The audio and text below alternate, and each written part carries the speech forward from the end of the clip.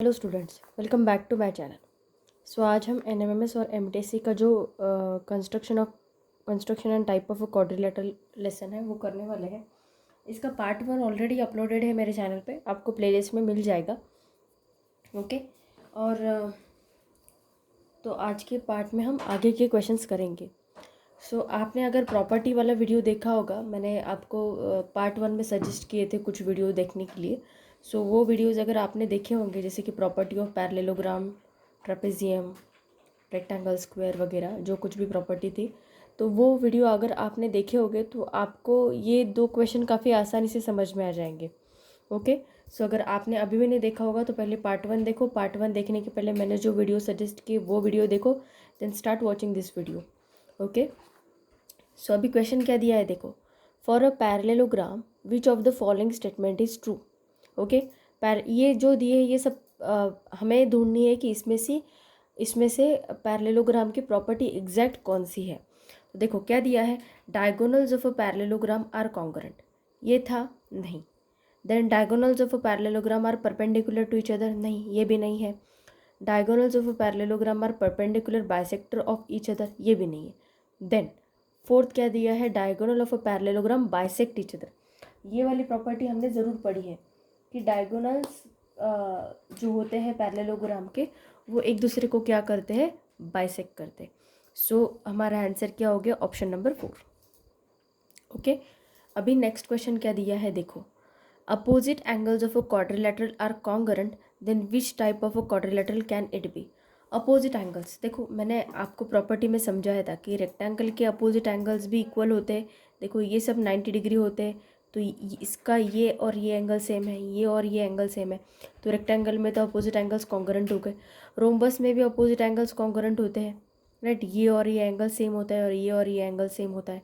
Then square में भी same case है, सब एंगल 90 डिग्री के होते हैं, तो ये और ये एंगल सेम हो गया और ये एंगल सेम हो गया। मतलब क्या, इसका आंसर क्या हो गया, ऑप्शन 4, कि ये चारों में से कोई भी ऑप्शन हो सकता है, इसलिए एनी ऑफ द अबव इसका आंसर हो गया। ठीक, कोई भी क्वाड्रिलेटरल में इनमें से कोई भी क्वाड्रिलेटरल में अपोजिट एंगल्स इक्वल होते हैं, इसलिए आंसर क्या हो गया, option number 4, any of the above. Okay, now we will see the next question. Next question क्या दिया है देखो, which of the following statement is false, मतलब इसमें से कौन सा स्टेटमेंट गलत है। अभी rectangle is always a parallelogram, rectangle parallelogram हो सकता है।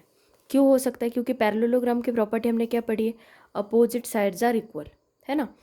तो रेक्टेंगल पैरेललोग्राम हो सकता है क्योंकि वो पैरेललोग्राम की हर एक प्रॉपर्टी फॉलो करता है। ओके, उसमें अपोजिट एंगल्स भी इक्वल होते हैं जैसे कि पैरेललोग्राम में होते हैं। देन पैरेललोग्राम के जो डायगोनल्स होते हैं, पैरेललोग्राम के डायगोनल की प्रॉपर्टी क्या होती है कि वो बाइसेक्ट ईच अदर होते हैं। सिमिलरली रेक्टेंगल के डायगोनल्स भी बाइसेक्ट ईच अदर होते हैं, इसलिए रेक्टेंगल पैरेललोग्राम हो सकता है। तो ये फर्स्ट ऑप्शन तो ट्रू है। देन सेकंड ऑप्शन देखो क्या दिया है, opposite angles of rhombus are congruent. Rhombus की प्रॉपर्टीज हमने पढ़ी है, उसमें हमने पढ़ा है कि अपोजिट एंगल्स ऑफ रोम्बस जो होते हैं वो क्या होते हैं, कॉन्ग्रुएंट होते हैं, तो इसलिए ऑप्शन नंबर 2 भी करेक्ट है। ऑप्शन नंबर 3 देखो, square is always a rhombus, square rhombus होता है। क्यों, क्योंकि रोम्बस की प्रॉपर्टी क्या होती है कि अपोजिट एंगल्स तो कॉन्ग्रुएंट होते ही है। देन सेकंड प्रॉपर्टी क्या होती है रोम्बस की, कि ऑल साइड्स आर इक्वल, तो स्क्वायर में भी ऑल साइड्स इक्वल्स होते हैं।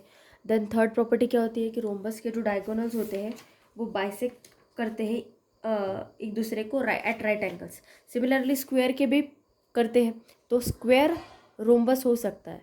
ओके, इसलिए ऑप्शन थर्ड भी करेक्ट है। Now fourth, diagonals of a rectangle bisect each other eight right angles, ये ऑप्शन गलत है। क्यों, क्योंकि हमने पढ़ा था कि diagonals of a rectangle bisect each other है, सिर्फ बाइसेक्ट ईच अदर, मतलब वो एक दूसरे को खाली बाइसेक्ट करते हैं, बट उन्होंने ऐसा नहीं बोला है कि वो एक दूसरे को एट 90 डिग्री बाइसेक्ट करते, ये गलत बताया।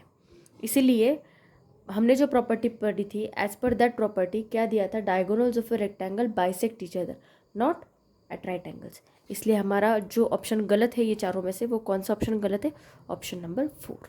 Okay, now we will see the next question. अभी नेक्स्ट क्वेश्चन क्या दिया है देखो, quadrilateral LMNP is a kite. Okay, मतलब ये LMNP ये क्या दिया है, काइट दिया है। Side LM it's congruent to side LP, मतलब LM और LP का मेजरमेंट सेम है। Then side MN is congruent to side PN, तो ये दोनों एक दूसरे को कॉन्ग्रुएंट है।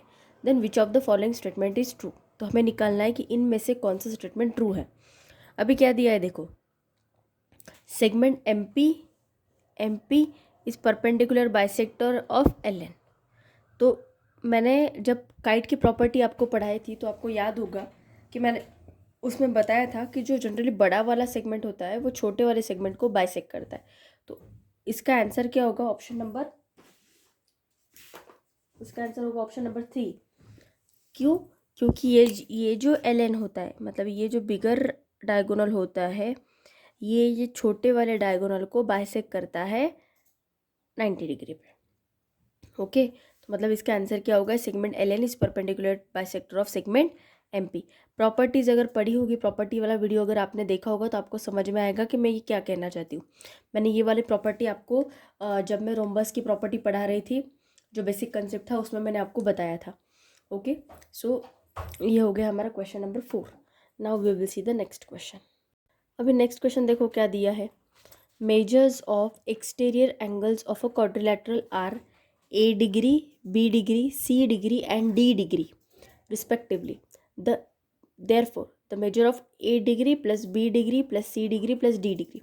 देखो एक्सटीरियर एंगल जो होते हैं क्वाड्रिलैटरल के, उनकी भी प्रॉपर्टी यही होती है कि उन सब का भी मेजरमेंट, मतलब इंटीरियर एंगल्स होते हैं, मतलब ऐसा मान लो ये क्वाड्रिलैटरल है, ओके, ऐसा कुछ तो भी ABCD क्वाड्रिलैटरल है, तो इसके ये हो गए इंटीरियर एंगल, और एक्सटीरियर एंगल हो गए ये वाले, इधर वाले, ये बाहर के जो एक्सटीरियर एंगल होते हैं ये वाले हो गए।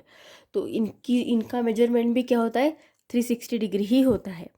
ओके, ये प्रॉपर्टी है, इसलिए मैं आपको इसका आंसर डायरेक्ट बता रही हूँ कि इसका आंसर आएगा measure of exterior angles of a quadrilateral are A degree, B degree, C degree and E degree, इन सब का सम क्या आता है, 360 डिग्री।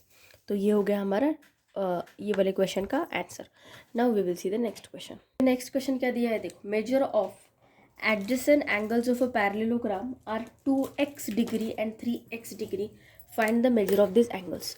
तो मान लो अभी ये पैरेललोग्राम गिवन है आपको, okay, suppose this is ABCD is a parallelogram, और एडजेसेंट एंगल मतलब ये एंगल और ये एंगल, मतलब बाजू बाजू में जो एंगल्स होते हैं उनका मेजरमेंट दिया है। तो हमें मान लो A का मेजरमेंट दिया है 2x डिग्री और B का मेजरमेंट दिया है 3x डिग्री।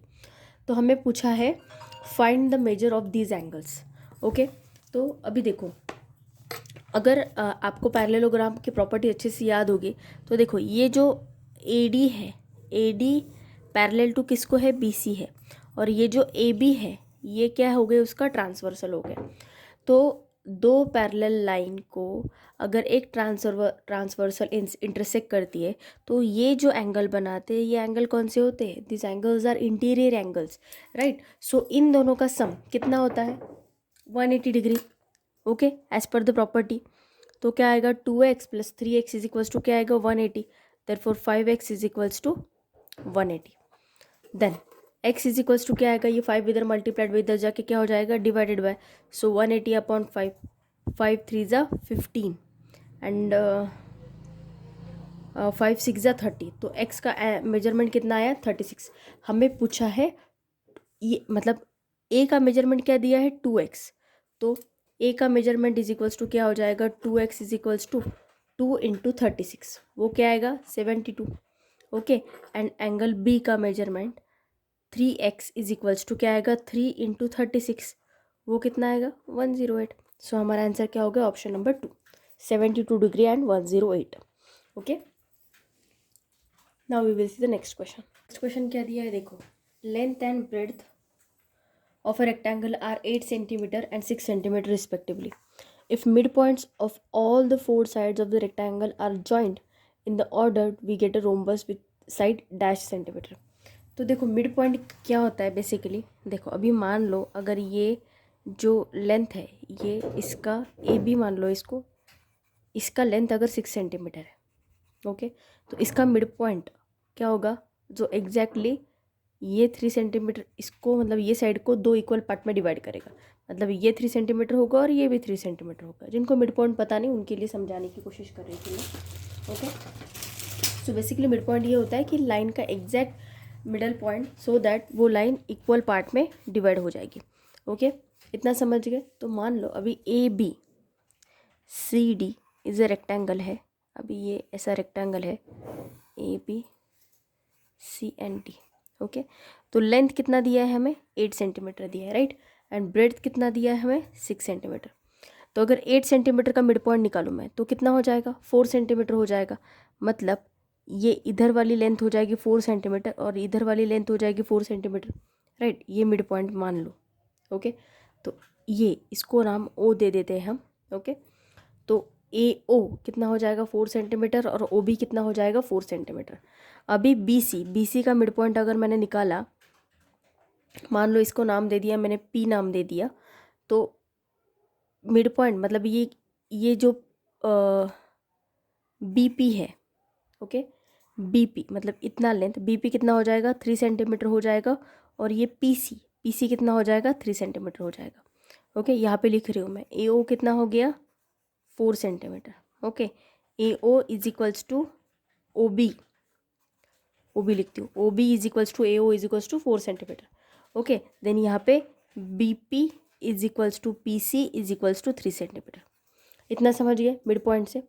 अभी हमें क्या करना है, देखो मिड पॉइंट यहाँ पे भी होगा और मिड पॉइंट यहाँ पे भी होगा। ओके, क्योंकि वो क्या बोल रहे हैं, हर एक if mid points of all 4 sides, मतलब चारों साइड्स के अगर मिड पॉइंट निकाले तो ये क्या किया मैंने, इनको अटैच कर दिया, ये चारों मिड पॉइंट को अटैच कर दिया अभी। तो ये जो अंदर आपको दिख रहा है, ये इसको हम नाम दे देते O P Q and R. Okay, तो ये जो बन रहा है अंदर rhombus O P Q R, ये रोम्बस बन गया। तो उन्होंने हमें क्या पूछा है, इसका लेंथ पूछा है। अभी रोम्बस की चारों साइड इक्वल होते हैं, तो एक साइड निकालो, मतलब आपको चारों साइड का मेजरमेंट पता चल जाएगा, राइट। इतना समझ गए। देखो ये जो ओ बी है, ओ बी का मेजरमेंट क्या हो गया 4 सेंटीमीटर। देखो डायग्राम मैं यहाँ पे फिर से निकालती हूँ अच्छी से। देखो A B C and D, ये मिड पॉइंट हो गया ओ। ओके, और ये मिड पॉइंट हो गया पी, यहाँ का ये मिड पॉइंट, यहाँ का ये मिड पॉइंट, और ये चारों मिड पॉइंट को मैंने अटैच कर दिया। Okay, O P Q R. तो हमें ये जो ओ पी क्यू आर, ये जो अंदर रोम्बस बना है, हमें इसका मेजरमेंट निकालना है, इसकी लेंथ, साइड की लेंथ निकालनी है। ओके, तो देखो अभी एक भी अगर हमें पता चल गई तो बाकी की सेम ही आने वाली। क्यों? क्योंकि रोम्बस में ऑल साइड्स आर इक्वल होती है, राइट। तो अभी ये ओ बी कितना हो गया था हमारा 4 सेंटीमीटर, राइट। ये भी 4 सेंटीमीटर था, ये 3 सेंटीमीटर था, और ये भी 3 सेंटीमीटर था। ये बी पी और ये ओ बी 3 सेंटीमीटर है, और रेक्टेंगल के हर एक एंगल कितने होते हैं 90 डिग्री। तो अगर मैं यहाँ पे ओ बी पी, ये ट्रायंगल में अगर मैं पाइथागोरस थ्योरम लगाऊँ, ओके, तो क्या हो जाएगा, देखो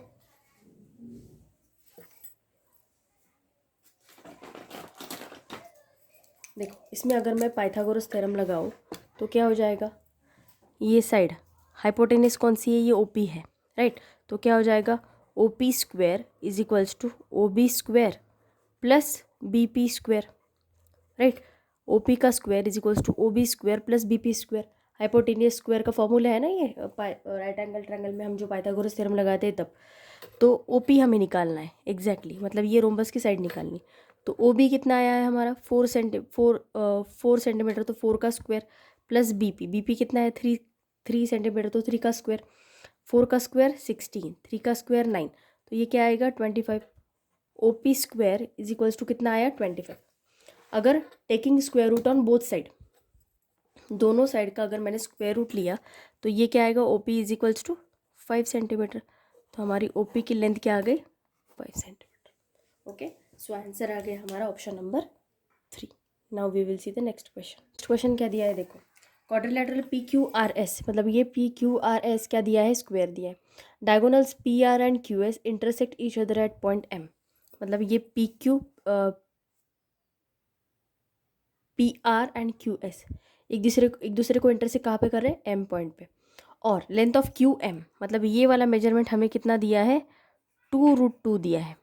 okay, then length of each side of the square is, अभी हमें क्या निकालना है, ये वाली निकालना है, ये side P Q, Q R, S R and P S.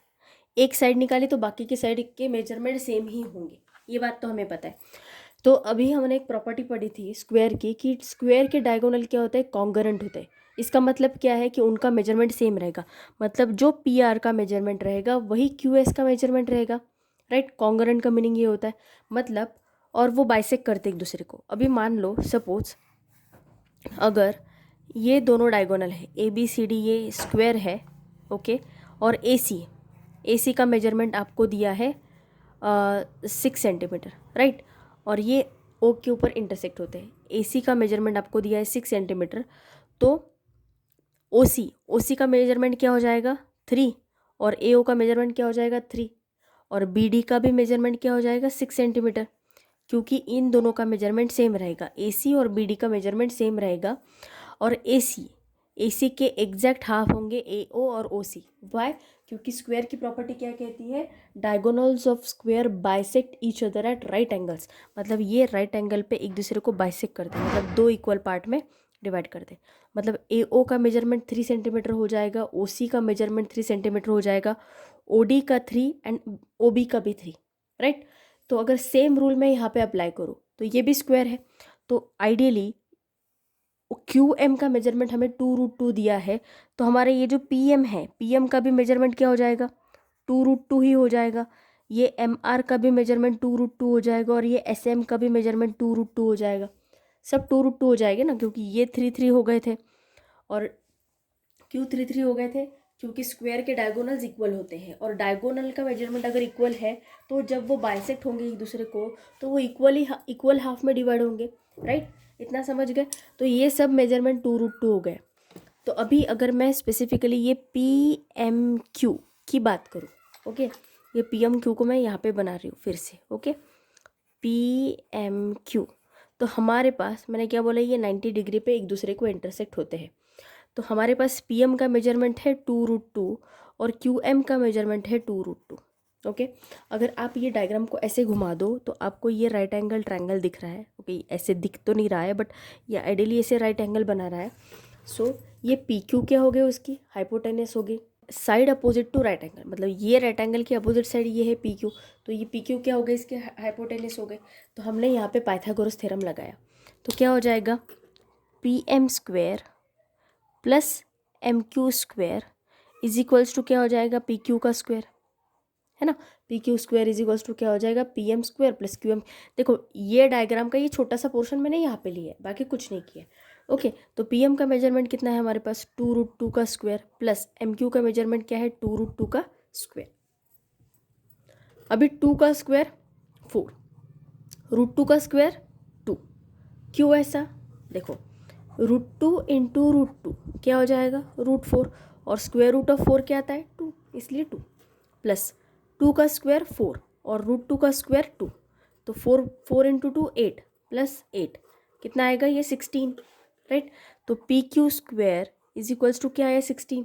तो अगर हम दोनों साइड का स्क्वायर रूट ले तो P Q is equals to क्या आ जाएगा 4, राइट। मतलब साइड ऑफ स्क्वायर, मतलब ये जो स्क्वायर की साइड पूछी है हमें पी क्यू आर एस की, वही क्या आ गई हमारी 4। तो हमारा आंसर क्या हो गया, ऑप्शन नंबर 1, ओके। देखो वीडियो को ध्यान से देखो, प्रॉपर्टी अच्छे से समझने की कोशिश करो, क्वेश्चन खुद ब खुद आपको समझ में आ जाएंगे, ओके। देखो ये पी एम क्यू जो लिया है ये यही स्क्वायर का, मतलब ये वाला जो पोर्शन है ना पी एम क्यू, ये वाला पोर्शन मैंने उठा के यहाँ पे लिया, क्यों, क्योंकि यहाँ पे वो बहुत मेजरमेंट हो गए थे, आपको समझेगा नहीं, इसलिए मैंने यहाँ पे नीचे लिख के उसको एक्सप्लेन किया है आपको, ओके। ये कोई अलग डायग्राम नहीं है, okay. Now we will see the next question. ये जो क्वेश्चन दिया है इसको खाली ट्विस्ट करके दिया है, अगर आपके कंसेप्ट और आपकी प्रॉपर्टीज़ अगर क्लियर होगी तो आप ये क्वेश्चन को काफ़ी आसानी से कर सकते हो, ओके। तो देखो अभी क्वेश्चन में क्या दिया है, triangle P Q R is an equilateral triangle, point O is any point in the interior of the triangle. मतलब ये पी क्यू आर जो ट्रायंगल दिया है ये इक्विलैटरल ट्रायंगल है, और ओ पॉइंट जो दिया है वो क्या इंटीरियर है। ओ एम परपेंडिकुलर दिया है पी क्यू को, एंड ओ एन दिया है परपेंडिकुलर क्यू आर को, ओके। तो आपको एक प्रॉपर्टी पता होनी चाहिए कि इक्विलैटरल ट्रायंगल में क्या होता है, ये जो सब एंगल होते हैं, मतलब ये एंगल का मेजरमेंट होता है 60 डिग्री, ये क्यू का मेजरमेंट होता है 60 डिग्री, और ये आर का भी मेजरमेंट होता है 60 डिग्री। ये प्रॉपर्टी होती है इक्विलेटरल ट्रायंगल की। इक्विलेटरल ट्रायंगल में क्या होता है, हर एक एंगल जो होता है ट्रायंगल का, उसमें सब एंगल का मेजरमेंट होता है इंडिविजुअली 60 डिग्री। ओके, सो अभी ये क्वेश्चन काफ़ी आसान हो जाएगा। अभी हमें क्या करना है, ये MONQ, ये जो क्वाड्रिलेटरल MONQ बना है ना, इसके ऊपर हमें फोकस करना है। हमें मेजरमेंट किसका पूछा है, MON का। तो आप एक बात लॉजिकली सोचो कि ये जो एंगल N दिया है, measure of angle N is equals to measure of angle M is equals to कितना दिया है, 90 डिग्री, और मेजर ऑफ एंगल Q कितना होता है, 60 डिग्री। तो हमने क्वाड्रिलेटरल की प्रॉपर्टी पढ़ी है कि क्या होता है कि ये सब एंगल का सम कितना होता है, 360 डिग्री, राइट। तो ये क्या हो जाएगा, measure of angle M plus measure of angle O plus measure of angle N plus measure of angle Q is equals to क्या आ जाएगा, 360 डिग्री, राइट। तो M का मेजरमेंट कितना है, 90, O का हमें निकालना है, राइट। एंगल N का मेजरमेंट कितना है, 90, प्लस Q का मेजरमेंट कितना है, 60, तो ये हो जाएगा 360 डिग्री। तो 90 प्लस 90 180, 180 प्लस 60 कितना हो जाएगा, 240। तो measure of angle O is equals to क्या हो जाएगा, plus 240 is equals to 360 degree. Okay, तो measure of angle O is equals to क्या हो जाएगा, ये 240 उधर जाके क्या हो जाएगा, सब्सट्रैक्ट हो जाएगा, राइट। ये क्या हो जाएगा, 360 माइनस 240, तो ये क्या आएगा, 0 माइनस 0, 6 माइनस 4 2, 120। तो therefore measure of angle O is equals to कितना आया, 120 डिग्री। मतलब ये MON का मेजरमेंट कितना आया, 120 डिग्री। सो हमारा आंसर क्या हो गया, ऑप्शन नंबर 4। ओके, देखो क्वेश्चन को समझने की कोशिश करो अच्छी से, कंसेप्चुअली सोचने की कोशिश करो कि क्या दिया है एग्जैक्टली क्वेश्चन में। तो आप अगर बहुत ध्यान से अगर क्वेश्चन को पढ़ो तो आपके डाउट्स और आपके कंसेप्ट बहुत जल्दी क्लियर हो जाएंगे। Okay, now we will see the next question. Next question क्या दिया है, देखो, which of the following quadrilaterals can not be constructed. Okay, मतलब इनमें से कौन सी कंडीशन के लिए क्वाड्रिलेटरल कंस्ट्रक्ट नहीं होगा। देखो, ये जो क्वेश्चन है ये किसके ऊपर डिपेंड है, हमें एक चीज़ पता है कि क्वाड्रिलेटरल के जो चारों एंगल होते हैं उनका सम क्या होता है, 360 डिग्री। तो हमें एंगल ही ऐसे लेने पड़ेंगे सो दैट क्वाड्रिलेटरल का मेजरमेंट कितना मिलकर बनना चाहिए, 360 डिग्री बनना चाहिए। ओके, ऐसे ही एंगल हमें चूज़ करने हैं। आप बोलोगे मैम हम 10-10 डिग्री के 3 एंगल लेते और एक बड़ा ऑप्टिस एंगल लेते हैं, तो वो केस में तो हम क्वाड्रिलेटरल कंस्ट्रक्ट ही नहीं कर पाएंगे। ऑब्वियसली नहीं, you will not be able to construct the quadrilateral in that case. Quadrilateral construct करने के लिए हमें एंगल ही थोड़े से बड़े बड़े चूज़ करने हैं सो दैट उनका सबका सम कितना होना चाहिए, 360 डिग्री होना चाहिए। अभी मान लो a quadrilateral having 3 acute angles and 1 obtuse angle, तो ये केस में हम क्वाड्रिलेटरल कंस्ट्रक्ट कर सकते हैं। देखो मैक्सिमम एंगल्स हमें कंसिडर करने हैं। सपोज मैंने एक एंगल लिया 90 का, ओके, ये अक्यूट एंगल ले रही हूँ मैं, ए मतलब अक्यूट एंगल 90 डिग्री का। फिर दूसरा एंगल ले रही हूँ मैं 45 डिग्री का, और तीसरा अक्यूट एंगल ले रही हूँ मैं 30 डिग्री का, राइट। तो इनका सम कितना हुआ, 9 + 3 12, 12 + 4 16। तो अभी मुझे जो फोर्थ ऑब्ट्यूस एंगल है वो कितना लेना पड़ेगा, 360 माइनस 165 कितना आएगा वो, 10 माइनस 5 5, 15 माइनस 6 9, 190। 195 डिग्री का मुझे वो ऑब्ट्यूस एंगल लेना पड़ेगा सो दैट एक क्वाड्रिलेटरल कंस्ट्रक्ट होगा। ओके, एंगल्स ही बड़े बड़े लेने पड़ेंगे। तो ये केस में तो क्वाड्रिलेटरल कंस्ट्रक्ट हो रहा है, और quadrilateral having 3 acute angle and 1 obtuse angle.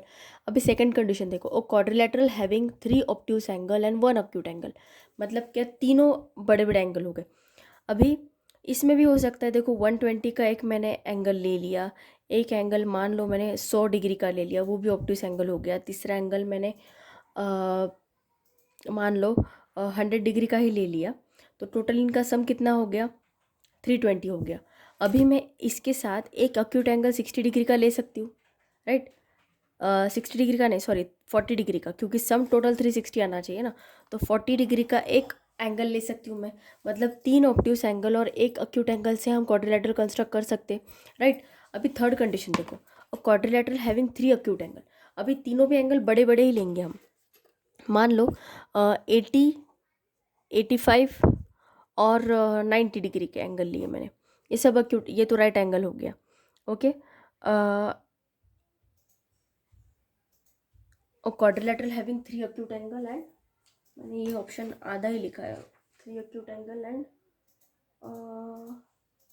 And 1 right angle, sorry, and 1 right angle.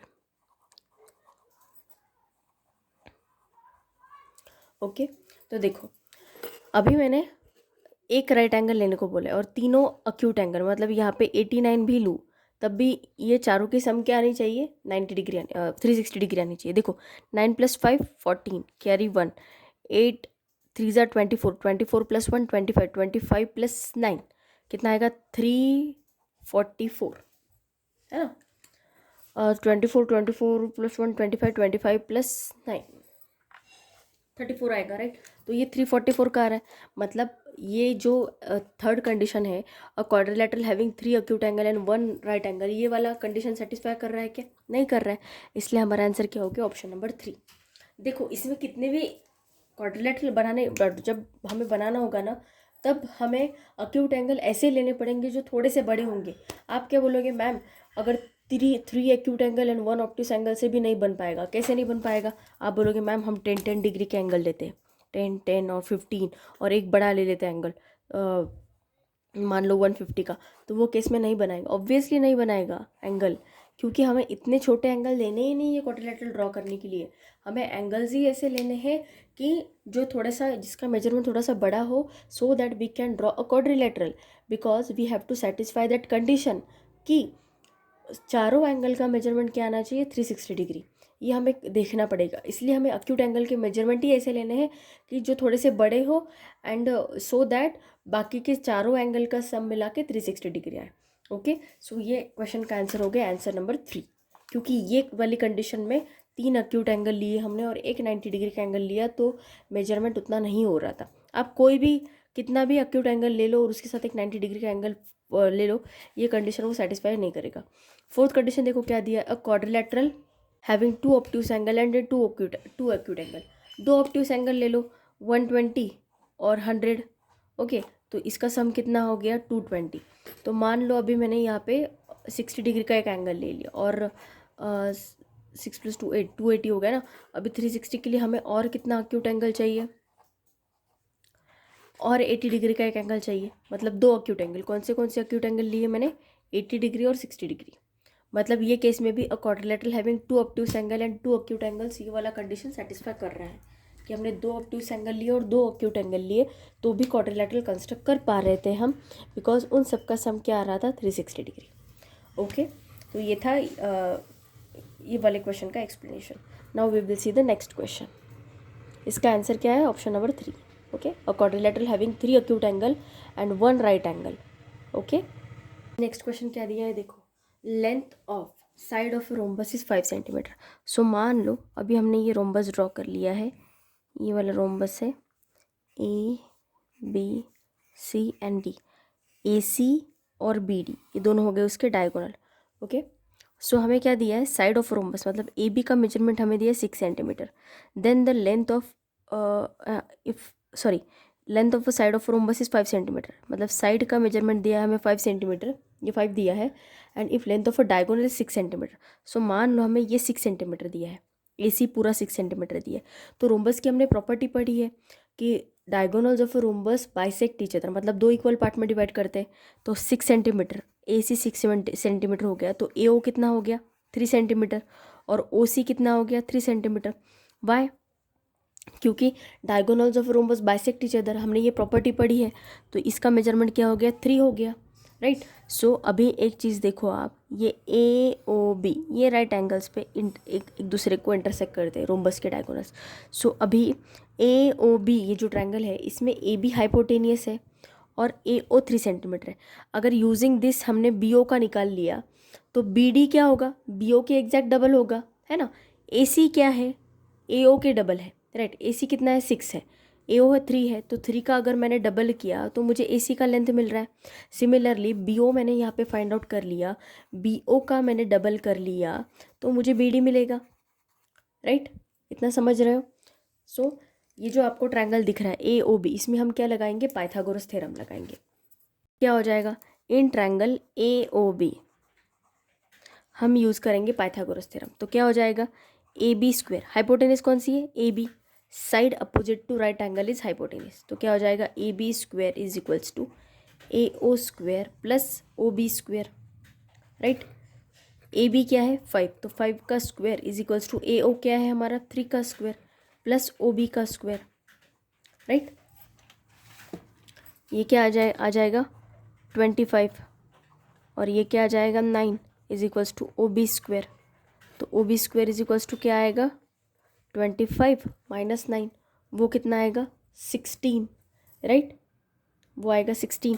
So O B का अगर मैं दोनों जगह पे स्क्वायर रूट लूँ तो वो क्या आएगा 4, 16 का स्क्वायर रूट क्या है 4 है, और ओ बी आया है 4, ओ बी ले लो या फिर बी ओ ले लो, ये बी ओ बोलो या फिर ओ बी बोलो, एक ही बात है।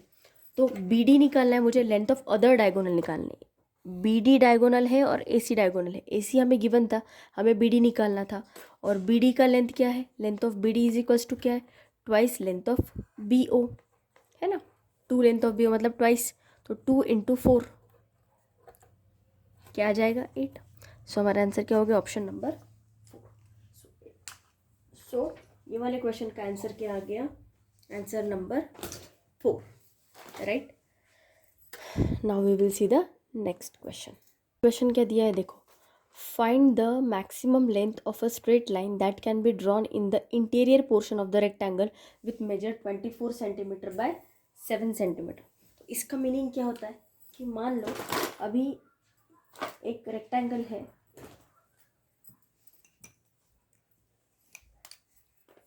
देखो ये एक रेक्टेंगल है, ओके, तो 24 सेंटीमीटर बाय 7 सेंटीमीटर मतलब 24 दिए है हमें लेंथ और 7 सेंटीमीटर दी है ब्रेड्थ। तो ये रेक्टेंगल के अंदर हम कौन सी स्ट्रेट लाइन सबसे बड़ी निकाल सकते हैं। अभी अगर ये स्ट्रेट लाइन निकाली, ये तो छोटी हो जाएगी, ये वाली भी छोटी हो जाएगी, ये वाली भी छोटी हो जाएगी, ये वाली बड़ी हो सकती है, अभी ये वाली बड़ी हो सकती है, ये सब छोटे हो जाएंगे, ये जो आ रही है, कैन यू ऑब्जर्व ये लाइन एग्जैक्टली क्या है रेक्टेंगल का, this line is nothing but the diagonal of a rectangle, right. वैसे अगर ये साइड से अगर हम निकालेंगे, सो ये वाली साइड, ये वाली लाइन सबसे बड़ी हो जाएगी बिकॉज ये रेक्टेंगल का डायगोनल होगा, ओके। तो आप क्या बोलोगे मैम हम ऐसी भी तो लाइन निकाल सकते हैं, है ना, निकाल सकते हो कोई प्रॉब्लम नहीं, बट इसका मेजरमेंट और इसका मेजरमेंट एग्जैक्टली सेम होगा, इसका मेजरमेंट डिफरेंट होगा, राइट, क्योंकि ये डायगोनल है, ये ऐसे जा रहा है ना। So diagonal is the maximum length. अभी हमें वो डायगोनल का मेजरमेंट फाइंड आउट करना है। कैसे करोगे, देखो अभी ये वो डायग्राम है 24 सेंटीमीटर और 7 सेंटीमीटर, ये डायगोनल का हमें मेजरमेंट निकालना है। मान लो ये A B C D is a quadrilateral है, तो ए डी सी ये एंगल राइट एंगल हो गया, तो हमें यहाँ पे क्या अप्लाई करना पड़ेगा, we have to apply the Pythagoras theorem, right. हम यूज़ करेंगे तो क्या आ जाएगा, in triangle A D C क्या आएगा, ए डी सी में देखो ए डी का स्क्वायर प्लस डी सी का स्क्वायर इज इक्वल्स टू क्या आ जाएगा ए सी का स्क्वायर, बिकॉज ए सी क्या है हाइपोटेनियस है। सो ए डी मतलब क्या आएगा 24 का स्क्वायर प्लस डी सी मतलब 7 का स्क्वायर, 24 का स्क्वायर क्या है 576 प्लस 7 का स्क्वायर 49, तो इन दोनों के एडिशन कर लो, क्या आ रही है देखो 9 + 6 15, 8 + 6 25, A C taking square root on both side, तो 625 किसका स्क्वायर है 25 का, मतलब आंसर क्या आ गया हमारा ऑप्शन नंबर 2 25 सेंटीमीटर, ओके। 625 25 का स्क्वायर है, 625 का स्क्वायर रूट 25 है, ओके। आपको अगर रूट 30 तक याद होगे स्क्वायर रूट, तो आपको ये क्वेश्चन काफ़ी आसानी से समझ पाओगे आप, ओके। सो अभी देखेंगे हम नेक्स्ट वीडियो। ये जो क्वेश्चन दिया है, ये क्वेश्चन को बहुत ध्यान से समझने की कोशिश करो आप। क्या दिया है, in a square with side 8 metre a rectangular plank of breadth √2 metre is to be placed as shown in the figure, what can be the maximum length of the plank, okay. मतलब वो क्या पूछ रहे हैं कि हमें एक square shape का गिवन है कुछ, उसके अंदर हमें एक रेक्टेंगल बिठाना है। आप ऐसा इमेजिन कर लो, देखो अभी ये जो मेरे पास बॉक्स है ये तो रेक्टेंगल शेप का है, तो आप ऐसा इमेजिन करो कि एक ऐसा स्क्वायर शेप का बॉक्स है, ओके, और उसके अंदर मुझे अभी ये पेंसिल देखो, अभी सपोज ऐसे टाइप का कोई प्लैंक है, ओके, ये स्केल के टाइप जैसा कोई प्लैंक है लकड़ी का, जिसको मुझे ये स्क्वायर में बिठाना है। अभी ये स्क्वायर, ये अभी रेक्टेंगल दिख रहा है, बट मान लो if this is a square, ये वाला बॉक्स स्क्वायर है और इसके अंदर मुझे एक रेक्टेंगुलर प्लैंक बिठाना है, ऐसा ऐसा बिठाना है जो पूरा बैठ सके यहाँ पे एग्जैक्टली। तो मुझे क्या करना है, उसकी ब्रेड्थ दी है हमें, देखो ये वाली हमें गिवन है ब्रेड्थ, ऐसा ऐसा फिट करना है हमें, ऐसा फिट करना है, ओके, ऐसा एग्जैक्टली फिट करना है। तो ये वाली ब्रेड्थ हमें गिवन है, तो हमें क्या निकालना है कि उसकी एग्जैक्ट लेंथ कितनी होनी चाहिए सो दैट ये प्लैंक वो स्क्वायर बॉक्स के अंदर फिट बैठ सके, ओके। उन्होंने हमें ये पूछा है what can be the maximum length of that plank so that it will be fit in that square box, okay.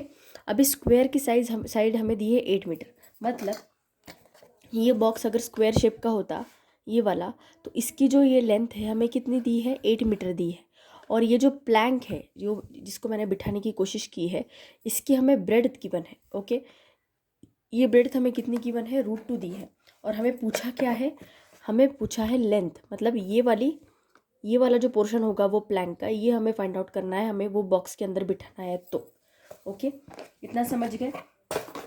तो देखो अभी ऐसा मान लो कि ये जो छोटा सा आपको दिख रहा है AOP, ये छोटा सा ट्रायंगल दिख रहा है, तो ये जो AP है, ये AP की लेंथ मान लो आप x है और AO की भी लेंथ क्या है, x है, ओके। ये टोटल हमें गिवन है, ये टोटल मतलब ये पूरा AD कितना गिवन है हमें, 8 मीटर गिवन है। और AP मैंने क्या मान लिया, AP is equals to AO, OA लिखो या फिर AO लिखो, एक ही बात है। AO is equals to AP is equals to क्या माना है मैंने, x मीटर माना है, ओके। तो अभी ये स्क्वायर है तो ये वाला एंगल जो होगा ये एंगल राइट एंगल होगा, राइट। और ये जो OP मतलब ये ब्रेड्थ ऑफ रेक्टेंगल दी है, ये हमें क्या दी है, √2 मीटर दी है। ये OP का लेंथ मैंने आपको वैसे अभी समझाया कि OP का मेजरमेंट हमें कितना दिया है, √2 मीटर दिया है, राइट। तो आप देखो हमें ये निकालना है AP और AO, ये निकालना है। तो अगर मैं ये OAP ट्रायंगल जो है इसमें अगर मैं पाइथागोरस थ्योरम लगाऊँ, क्यों लगा सकती हूँ, क्योंकि ये जो एंगल A है ये 90 डिग्री का है। 90 डिग्री का कैसे, क्योंकि स्क्वायर के हर एक एंगल क्या होते हैं, 90 डिग्री के। तो इन ट्रायंगल OAP अगर मैं पाइथागोरस थ्योरम लगाऊँ तो OP क्या हो गए, हाइपोटेनस हो गए, side opposite to right angle. तो क्या हो जाएगी guy, OP square is equals to AO square plus AP square. इतना समझ गए। तो OP की लेंथ क्या दी है हमें, √2 का square is equals to AO की क्या माना है हमने, x square plus x square, okay. तो √2 का स्क्वायर क्या आएगा, 2, जैसे मैंने अभी समझाया, √2 इंटू √2 अगर मैंने किया तो क्या आएगा, √4, और √4 इज नथिंग बट 2, तो इसलिए यहाँ पे क्या आ गया 2। तो x square plus x square क्या आ गया, ये 2x स्क्वायर। तो 2x square is equals to 2, इसको मैंने ऐसा उल्टा लिख लिया। तो x square is equals to ये 2 इधर मल्टीप्लाइड बाई इधर जाके क्या हो जाएगा, divided by, so x square is equals to क्या आ गया, 1। अगर मैंने taking square root on both side किया तो x की वैल्यू क्या आ गई हमारी, 1 मीटर आ गई, राइट। तो मतलब ये जो AP अभी के लिए देयरफॉर AP की लेंथ और AO की लेंथ क्या आ गई हमारे लिए, AP is equals to AO is equals to क्या आ गई, 1 मीटर। हमने निकाल लिया अभी कि 1 मीटर आ गई है। अभी आगे क्या करना है, देखो अभी ये जो प्लैंक है, अभी ये AP कितना है हमारे पास, 1 मीटर है, और ये टोटल AD कितना है हमारे पास, 8 मीटर है। अभी मुझे क्या निकालना है, लेंथ निकालनी है, राइट। सो लेंथ अगर मुझे निकालनी है तो मुझे क्या पता होना चाहिए, मुझे क्या निकालना है, ये वाला पोर्शन निकालना है, PT की लेंथ मुझे निकालनी है। बट PT की लेंथ निकालने के लिए मुझे यहाँ पे ये वाला जो ट्रायंगल है PDT, आपको ये जो ट्रायंगल PDT दिख रहा है, इसमें मुझे पाइथागोरस थ्योरम लगाना पड़ेगा और तब जाके मैं ये PT की लेंथ फाइंड आउट कर सकती हूँ, राइट। बट उसके लिए मुझे PD की लेंथ पता होनी चाहिए। अब PD की लेंथ हम कैसे निकालेंगे, देखो AD की लेंथ हमें पता है, क्या गिवन है, 8 मीटर। तो AD की लेंथ में से अगर मैं AP की लेंथ सब्सट्रैक्ट करूँ, AD की लेंथ में से अगर मैं AP की लेंथ सब्सट्रैक्ट करूँ तो मुझे PD की लेंथ मिलेगी, राइट। ये वाले मतलब ये पूरा पोर्शन है, देखो AD हमें गिवन है, AP हमारे पास है 1 मीटर, राइट, और ये पूरा AD दिया है हमें 8 मीटर। तो ये पोर्शन निकालना है मुझे PD, मतलब ये वाला पोर्शन निकालना है मुझे। तो ये पोर्शन निकालने के लिए अगर मैं ये बड़े पोर्शन में से ये छोटा पोर्शन सब्सट्रैक्ट करूँ तो मुझे ये वाला पोर्शन मिलेगा, राइट। सो PD की लेंथ क्या होगी, AD माइनस AP। AD क्या गिवन है 8 और AP क्या है 1, सो ये आ जाएगा 7। PD की लेंथ आ गई हमारी 7 मीटर। तो वही सेम लेंथ होगी DT की 7। क्यों, क्योंकि यहाँ पे भी हम वही सेम रूल अप्लाई करेंगे, x मीटर वाला, और उससे हम लोग फाइंड आउट कर लेंगे वैल्यू। क्योंकि ये ट्रायंगल और ये ट्रायंगल सिमिलर है तो यहाँ पे भी 1 मीटर होगा और यहाँ पे भी 1 मीटर होगा। तो ये DT भी कैसे आएगी, CD माइनस CT किया तो मुझे क्या मिलेगा, ये DT मिलेगा, राइट। इसीलिए यहाँ पे भी जो लेंथ आएगी वो 7 आएगी। अभी ये जो ट्रायंगल दिख रहा है आपको PDT, ये T है, ओके, दिस इज T। ये PDT, ये ट्रायंगल कौन सा है, राइट एंगल ट्रायंगल है। राइट एंगल ट्रायंगल में हम पाइथागोरस थ्योरम लगा सकते हैं। तो देखो पीछे लिखती हूँ मैं, ओके। डायग्राम आप आपके सामने ही रखना जो मैं लिख रही हूँ। Triangle PDT right angle triangle हो जाएगा। तो उसमें PT क्या है, PT है उसकी हाइपोटेनियस। तो PT square is equals to क्या हो जाएगा, PD square plus DT square. आपके सामने डायग्राम होनी चाहिए, ओके, तब जाके आपको समझेगा कि मैं क्या समझा रही हूँ। तो PT की लेंथ हमें निकालनी है, मतलब लेंथ ऑफ वो जो प्लैंक है वो निकालनी है। PD कितना था 7 स्क्वायर प्लस ये आएगा 7 स्क्वायर, तो ये क्या आएगा 49 प्लस 49। तो PT square is equals to कितना आया हमारा 98 आ गया, राइट। अभी 98 को मैं कैसे लिख सकती हूँ, 49 इंटू 2 लिख सकती हूँ। अगर PT का मैं दोनों जगह पे स्क्वायर रूट निकालूँ तो ये क्या हो जाएगा √98 हो जाएगा। बट √98 को मैं कैसे लिख सकती हूँ, 98 को मैं कैसे लिख सकती हूँ, 49 इंटू 2 भी लिख सकती हूँ, क्योंकि 49 इंटू 2 क्या आता है 98 ही आता है। तो 49 किसी का स्क्वायर है, तो ये 7 बाहर आ गया और ये √2 अंदर आ गया। तो PT की लेंथ क्या आ गई 7√2। मतलब हमारा जो प्लैंक गिवन था, ये जो प्लैंक है हमारे पास, ये PT this is nothing but the length of that plank, ये कितना आया हमारा 7√2। सो हमारा आंसर क्या हो गया, ऑप्शन नंबर 3, ओके। सो देखो ये जो स्पेसिफिक क्वेश्चन है, ये क्वेश्चन को आप थोड़ा सा 2-3 बार देखो वीडियो में, तब जाके आपको समझेगा कि क्या समझाने की कोशिश कर रही हूँ मैं। कम से कम 3 से 4 बार देखो। और जो मैंने पीछे लिखा है अभी, जो ट्रायंगल PDT में अप्लाई किया, उसके लिए आपके सामने डायग्राम होनी चाहिए। आप डायग्राम ड्रॉ कर लो और PDT में पाइथागोरस थ्योरम लगाओ, PT square is equals to PD square plus DT square.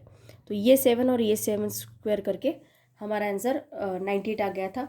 Taking square root on both side किया तो √98, और फिर मैंने आपको बताया कि √98 को हम 49 इंटू 2 भी लिख सकते हैं। 49 इंटू 2 क्यों लिखा, क्योंकि 49 7 का स्क्वायर और हम रूट में से कुछ बाहर निकाल सकते, इसीलिए मैंने √98 को 49 इंटू 2 लिखा। ऐसे लिखा कि जिसमें मल्टीप्लिकेशन दोनों का ऐसा ही क्यों लिखा, क्योंकि एक स्क्वायर होना चाहिए सो दैट हम वो रूट के बाहर निकाल सके उसको, ओके। सो आज के लिए तो बस इतना ही है। अगर आपको कोई डाउट होगा तो आप मुझे कमेंट सेक्शन में बता सकते हो, और वीडियो को ज़्यादा से ज़्यादा अपने फ्रेंड्स के साथ शेयर कीजिए। और ये स्पेसिफिक क्वेश्चन अगर आपको नहीं समझ रहा है तो वीडियो को कम से कम 3 से 4 बार देखो, आपको डेफिनेटली समझ में आ जाएगा। अगर फिर भी नहीं समझाएगा तो प्लीज़ लेट मी नो, मैं आपके डाउट ज़रूर क्लियर करूँगी। और आप मेरे चैनल पे आज अगर पहली बार विजिट कर रहे हैं तो प्लीज़ मेरे चैनल को सब्सक्राइब कीजिए, वीडियो को ज़्यादा से ज़्यादा शेयर कीजिए अपने फ्रेंड्स के साथ, okay. Thank you so much.